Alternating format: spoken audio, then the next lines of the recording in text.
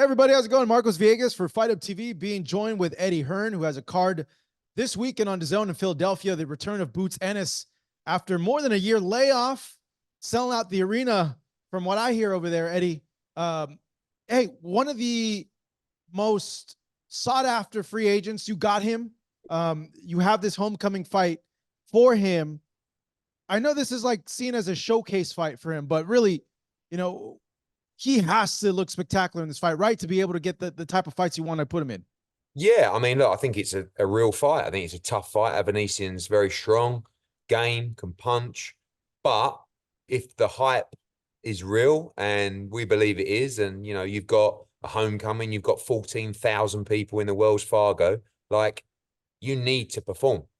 And I've done a lot of homecomings where fighters haven't performed because there is that extra bit of pressure. But I think if you're special, you'll get it done, you'll perform.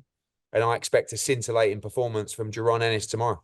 Yeah, sometimes it's kind of like a homecoming curse in a way, because you know a lot of fighters when they have homecomings, it's just a lot of pressure on them, just from Yeah, I mean, we family, saw it friends. recently with Subriel Matias, really. I mean, not taking anything away from Paro, but, they're standing on the apron. It's like for 20 minutes, hey, hey, hey, you know what I mean? Like Regis, when he boxed before the Haney fight, the homecoming in New Orleans.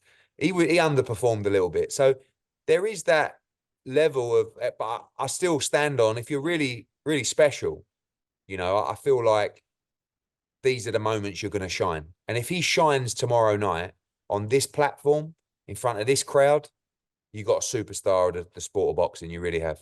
Not worried, are you?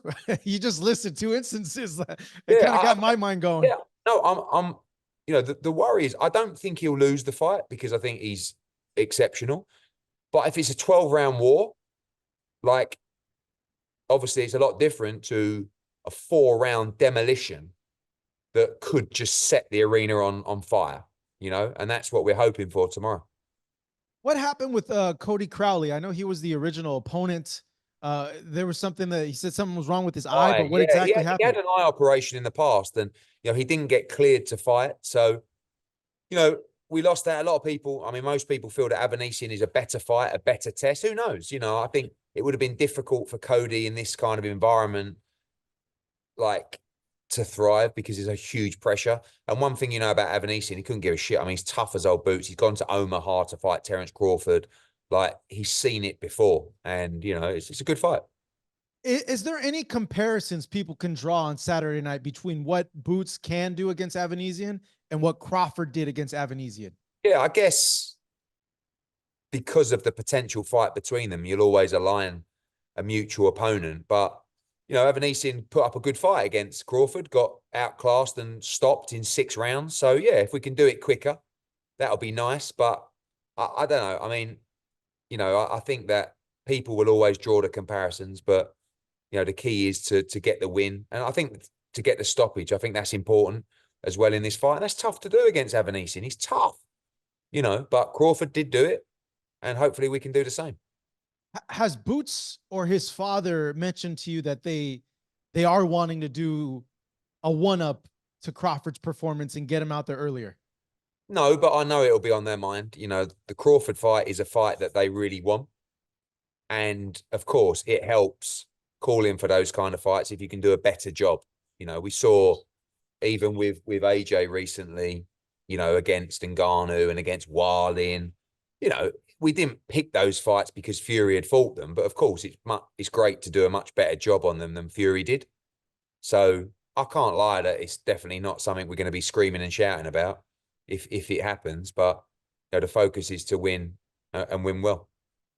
If he is successful and gets Avanesian out of there and looks spectacular, how do you avoid the problem that Boots had in the past? One, being active. I think that's kind of like an easy answer there. You guys have dates. You're on a broadcaster that can provide dates. But the other harder one is just finding the opponents for him. People don't want to fight Boots. Hmm. Yeah, I think the key is money. You know what I mean? Like being honest, like he's generating the amount of money that can lure those kind of opponents to fight you. So like tomorrow night, huge gate, right? Well over $1 million. in a bigger fight, we're going to sell the lot, 20,000. You know, you can do a much bigger gate as well by putting ticket prices up. So we know that commercially the guy is selling. Hopefully it does a big number for DAZN. They already love him because they've seen the interactions, the digital, the social views. So he's very valuable to the platform. So they've got to put the money up. And then we've got to pay someone like a Barrios or like a Stanionis the kind of money to make the unification fights. We know as well that His Excellency is a big Jerome Boots Ennis fan. And I think, you know, although his idea of the next fight will probably be Terence Crawford or a fight of that magnitude, there's a lot of great fights to make for Boots. And, you know, although I love the idea of him fighting internationally as well, we have built something pretty incredible here in 4 months. You know, to do a gate like we're doing, it doesn't happen very often in American boxing. So, you know, I think it's something we should be proud of. So why is it that you guys were able to get this result with Boots so quickly, and there's been a challenge to get him these types of gates or attendances for his fights in the past? Well, because we're the best at what we do. I mean, firstly. Secondly, there's too much laziness in the industry and sport where it's like, you know, and I also feel that maybe where PBC had Jerome, but they had Spence and others as well, did they want to push him as hard? I don't know. A bit weird. Like Philadelphia is an unbelievable fight city. The history here is incredible. Why wouldn't you box Boots in Philadelphia? It's been 5 years since he fought in Philadelphia. And look, we've done it. Like they could have put a fight on for Jerron Ennis in Philadelphia. I'm not sure they would have sold as well as we've sold, but I'm sure they would have done good tickets. But you never know because you never find out. It's just, I think you just presume. Like people say to him, like even when I signed Boots, well, you know, he's never sold tickets in Philadelphia. But, oh, really? Well, when? Well, no, they've never put him on there because he doesn't really sell tickets. Says who? How about 14,000 to fight Avanesian? It's incredible. So you never know till really you roll the dice. And, you know, every time we're taking fighters to their hometown, we seem to be doing very well. Not rocket science. Mm. Eddie, for the foreseeable future, do you see Jerron staying at 147, or do you think in a fight or two he's going to go ahead and make the move up? I think, to be honest with you, it's amazing that he even makes 147. Like he's a big 147 pounder. And getting to know him, I did have that worry, you know, building up to the fight. Like he's massive. How long? And he made weight so easy this morning. Like he was 146 pounds. He didn't look drawn. He didn't look tired. He looked healthy. And Bozy said, "Oh, we make it so easy." So I do think that this is a guy that is going to go to 54 and probably go to 60 and maybe beyond. But it would be a shame not to have legacy defining fights and unification fights at 147 before he moves to 154. You mentioned Barrios. You mentioned Stanionis. Are those the potential next targets for him? I mean, it all depends. You know, they're going to want a lot of money to fight Boots, and I get that. But hopefully they want to challenge themselves in unifications. You know, you've got the politics of, you know, some people won't allow their fighter to fight unless you sign with them, and like all this bollocks. Who are you referring to there? You know, Oscar and, you know, the comments on Zepeda and like, hopefully we're just in a place now where we're seeing promoters work together and platforms work together. I mean, in that instance, we're on the same platform, but like, hopefully people just want to make great fights for the fans, and we should want the best to fight the best. We should want unifications to occur, and hopefully we can make that happen. Yeah, you know, since you brought up Oscar, the big talking point has been Shakur Stevenson. I would imagine you've had a chat with him, right? With Shakur? No, not really. I mean, he's coming tomorrow night, and I'm going to meet up with his manager and his advisor next week, early next week, and we'll see. You know, there's a lot of hype around him joining Matchroom, which is a good sign. You know, I think if you asked him, like, now, if you could pick one, who would you like to be with? I think it would be us. But we've got to provide a path for him. And we've also got to provide a financial deal that he likes, you know, and that's got to be with the right fights. And obviously it's difficult when you hear comments like that. That goes to show you the poison within the boxing business, where people are trying to block fighters, promoters, networks from making the best fights for the fans, you know? And so if we signed Shakur, what's the guarantee that we can deliver those fights that he wants? If there's no guarantee, maybe he trusts us to deliver, or maybe he says, I'm going to do something else, you know? Maybe he wants too much money and we don't even have much of a conversation on Monday. Do you know what I mean? So there's a long way to go. What I will say is he did a fantastic gate last week in Newark. I know that for a fact. People don't want to talk about that because he's left. He did the biggest rating of 2024 on ESPN. People don't want to talk about that either. And he's a 3-division world champion at 27, and he's a pound for pound great. So yes, of course I'm interested in working with him, but it's got to be right for everybody. Mm.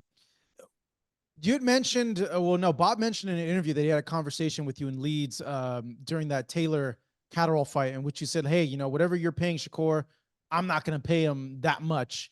It seems now that you've kind of changed course on that statement. No, I mean, I had a private conversation with Bob where, you know, I'm going to say a lot of things to him, to you know, converse with him, to fuck around with him, you know. And I actually wasn't quite said in that tone. Shakur's name come up, and he said, "Are you interested in him?" I said, "Not at the money that you're paying him, Bob." Like, it's a throwaway comment. So, like, I'm also aware that, you know, it's unlikely that Shakur's going to take less money than he's turned down, you know. And I think there is a value of working with the right people, but you know the ballpark numbers that have been offered to him. So, but we won't necessarily pay that money if the business doesn't work for Matchroom, and more importantly, it's got to work for DAZN, because they're, you know, I guess they're our bosses, if you like, you know, and it's got to work for everybody. Yeah, it was reported that Top Rank tried to re-sign him for, I believe, Yeah. 3 million a fight. Which, you know, me looking at it, I thought that was a pretty decent deal. Did you think that was a decent deal, or do you think that that's low than what Shakur should be getting? It all depends what the broadcaster's paying. You know, what the broadcaster's paying, what the gate's generating. I mean, we're starting to find out those kind of numbers ourselves. You know, we can't, it's irrelevant what ESPN pay. The answer is, what would DAZN pay for a Shakur Stevenson fight? What was the gate that was generated last week? These are numbers that are easily obtainable. And then putting together what the maths looks like for a deal, you know. And that, like, if we're losing money on a show, that's fine, but there's got to be a plan. And, you know, if I'm Shakur Stevenson, I'm probably not doing a 4-5 fight deal. I'm doing a shorter term deal that's in a short time frame to allow someone to have the opportunity to deliver for me. But also, if they can't, to not restrict me from making those legacy and career defining fights. So the criticism, the reports that fans were leaving the fight last week, the, you know, the criticism, fair or unfair, towards him not being a very eye pleasing fighter, that doesn't hinder your decision to wanting to sign him and his potential of being a big star. No, I mean, I think he's one of the best fighters in the world. I think sometimes if you fight a specific style, or you fight a fighter that really has no chance of winning, sometimes you're not going to get the greatest of fights. I mean, I think the matchmaking has been really poor for Shakur Stevenson. I think sometimes he's under-delivered a little bit, but other times he's had great wins. You know, you go back to the Valdez fight and many other fights as well. So I think against the right style and against the top elite of the sport, he's going to be in great fights. So yeah, I just, you know, when he's fighting whatever that guy's name was, you know, I know he's a tough guy and everything, but it's never going to be a great fight, is it? You know, and finally, Edgar Berlanga is with you guys. I'm hearing now, maybe as well as you've heard, that Eubank Jr. is like a finalist to fight Canelo. Have you heard anything about what's going on with that and what happened with Berlanga? No, I mean, I think Eubank's going to want an absolute fortune to fight Canelo Alvarez because he knows what will happen in the fight. But also, that fight does poor business, particularly in America. You know, I think the Berlanga fight does great business in America. It's Mexico against Puerto Rico. Berlanga's a big, strong 168 pounder. He can punch. He'll stick it right on Canelo Alvarez. He'll have a war with him. And I think the numbers will be good for that fight. But, you know, as always, when you're in the hat, for Canelo Alvarez. You just kind of wait for the call. We've had a couple of calls and, you know, a couple of conversations, nothing major, but we're ready. You know, we're ready to sign that fight, ready to give Canelo Alvarez a real fight, ready to give Las Vegas or wherever it is a Mexico against Puerto Rico war. And Edgar will do that. Canelo's a great fighter, but Edgar will come to fight. My last one for you, Eddie. I know we don't have much time left with you, so this will be the final one. A lot of fans are kind of, I don't know, I want to say worried about the UFC moving in on those Mexican Independence Day. They announced, you know, Noche UFC that's partnered with Riyadh Season. They're worried that they're taking these dates away from boxing, taking it away from Canelo. Should they be concerned? And is this something that, you know, the UFC is going to come in and move boxing away from those dates? No, I think really it always comes down to the actual fight, you know, and like how big the fight is. Like if Canelo comes out and fights Crawford, or Canelo comes out and fights Benavidez, obviously you take control of that situation.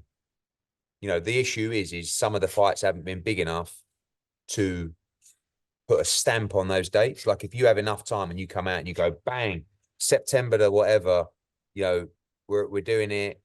But you have to be creative. You know, maybe you don't do it in Las Vegas. Maybe you do it in another city, but you got to probably get the date in quickly, or, you know, whatever. But I'm not worried about that. We just got to continue trying to make the best fights we can. All right. That is Eddie Hearn. Eddie, thank you so much. Appreciate it. Bad timing for you as well. You have a final on Sunday and you're stuck here in America. I've got to watch the final of the Euros in America. But oh, man. right, well, good luck to you guys, man. Appreciate the time as always, Eddie Hearn. Cheers, mate.